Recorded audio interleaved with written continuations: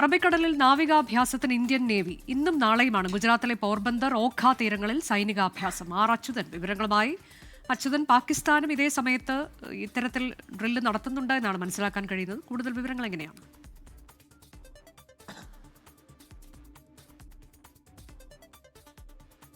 Anuja, operation സിന്ദൂറിന് ശേഷം ഒരു വലിയ നാവികാഭ്യാസം എന്ന് തന്നെ ഇതിനെ വിശേഷിപ്പിക്കാം. ഇന്നും നാളെയുമായിട്ടാണ് അറബിക്കടലിൽ ഇന്ത്യൻ നാവികസേന ഇത്തരമൊരു അഭ്യാസം നടത്തുന്നത്. ഗുജറാത്തിലെ പോർബന്ദർ ഒഖ തീരങ്ങളിലായിരിക്കും ഈ അഭ്യാസം നടത്തുക എന്നുള്ളതാണ്. അതായത് ഈ യുദ്ധക്കപ്പലുകളും ഒപ്പം തന്നെ പോർ വിമാനങ്ങൾ ഉൾപ്പെടെ ഇതിൻ്റെ ഭാഗമായിരിക്കും ഈ ഒരു വലിയ അഭ്യാസം നാവികസേന അറബിക്കടലിൽ കാഴ്ചവെക്കുക. ഇതേ സമയത്ത് തന്നെ പാകിസ്ഥാനും ഇത്തരത്തിൽ ചില അഭ്യാസങ്ങൾ നടത്തുന്നുണ്ട്. പക്ഷേ അവർക്ക് അനുവദനീയമായിട്ടുള്ള സമുദ്ര അതിർത്തിയിൽ വച്ചിട്ടാണ് ഈ അഭ്യാസങ്ങൾ നടത്തുന്നത്. രണ്ടും വ്യത്യസ്തമായിട്ടുള്ള അഭ്യാസമാണ്.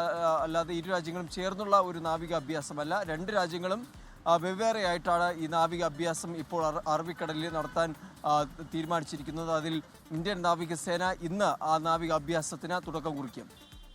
അതാണ്. അതിനിടെ അച്യുതൻ, ഇന്ത്യൻ നാവികസേനയുടെ 2 യുദ്ധക്കപ്പലുകളുടെ കമ്മീഷൻ ഈ മാസം ഉണ്ടാകുമെന്ന വാർത്ത കൂടിയുണ്ടല്ലോ. ഉദയഗിരി, ഹിമഗിരി എന്നീ 2 യുദ്ധക്കപ്പലുകൾ കമ്മീഷൻ ചെയ്യുമെന്നുള്ളത് എന്താണത്? കൂടുതൽ വിവരങ്ങളുണ്ടോ?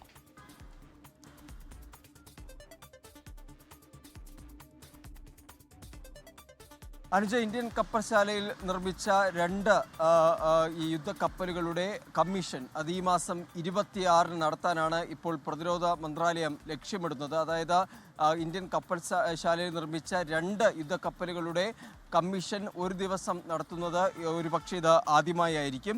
ഉദയഗിരി അതുപോലെ തന്നെ ഹിമഗിരി എന്നീ 2 യുദ്ധക്കപ്പലുകളുടെ കമ്മീഷനാണ് വിശാഖപട്ടണത്ത് വെച്ച് നടക്കുക.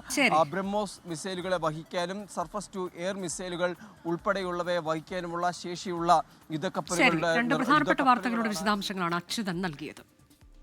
ലോകത്തെവിടെയായാലും ഏത് സമയത്തും 24 വാർത്തകളും ഓഗ്മെന്റഡ് റിയാലിറ്റി പാക്കേജുകളും എക്സ്പ്ലെയിനറുകളും വിശദമായി കാണാൻ ഞങ്ങളുടെ യൂട്യൂബ് ചാനൽ നിങ്ങൾക്ക് സബ്സ്ക്രൈബ് ചെയ്യാം.